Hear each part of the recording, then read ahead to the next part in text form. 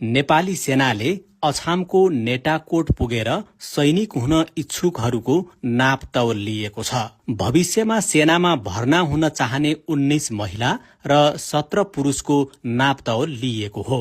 जिल्लाको रामारोशन गाउँपालिका वडा नम्बर 5 स्थित यशोदा माध्यमिक विद्यालयमा अस्थायी भर्ना क्याम्प नै खडा गरेर त्यहाँका उमेर पुगेका महिला पुरुषहरूको नाप तौलसँगै सेट अफ, पुश अफ, चिन अफ, सिट अफ र छातीको नाप लिइएको गोरख बक्सगण मंगलसेन ब्यारेकका गणपति प्रमुख सेनानी संगम अधिकारीले बताउनुभयो। उनीहरूको बेरिङ, कलर भिजन र साधारण मेडिकल समेत परीक्षण गरिएको उहाँले बताउनु भएको छ।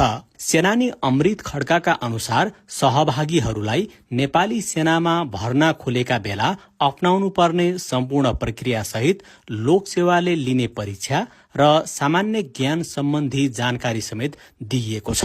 दुर्गम गाउँबाट सेनामा भर्ना हुन जाँदा खर्च धान्नै मुस्किल हुने गरेको भन्दै सहभागीहरूले गाउँमै शारीरिक रूपमा फिट भए नभएको जानकारी पाउँदा खुशी व्यक्त गरेका छन्। आर्मी हुनलाई मेरो शारीरिक अवस्था ठिक रहेछ।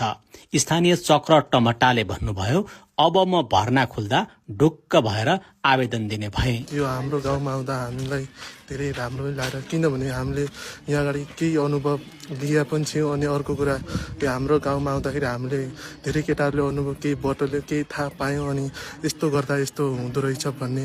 अनि यो गाउँमा हुँदा हामीहरूलाई त्यति त्यो ब्रेक सम्बन्धी हामीहरूलाई थाहा पनि छैन। अनि यहाँ सरहरू आउँदाखेरि हामीलाई त्यो थाहा गरेर तपाईँहरूले लाउँदा हुन्छ है, तपाईँहरूको हेल्थ स्वास्थ्य अनि राम्रो छ, अनि तपाईँको बेरेङमा पनि तपाईँको राम्रो छ, अनि लिखितमा तिमीहरूले राम्ररी पढ्यो भने तिमीहरू निकाल्न सफल हुन्छौ भन्ने लागिरहेछ। केही साथीहरूको शरीरमा ठूलो खत देखिनुका साथै केहीको दाँत, हात बाङ्गो र केहीको हाइट कम भएको भन्दै उनीहरू भर्ना हुन जाँदा हुने दुःख र खर्चबाट जोगिएको उहाँले बताउनुभयो। नेटाकोटकै तुलसी साउदले नमुनाका रूपमा गरिएको यो परीक्षणले सेनामा भर्ना हुँदा आवश्यक पर्ने आधारभूत कुराहरूबारे जानकारी पाउँदा सहज भएको बताउनुभयो। बाहिर गएपछि धेरै खर्च लाग्छ, अब हाम्रै गाउँमा आएका छन्, त्यसैले सजिलै छ।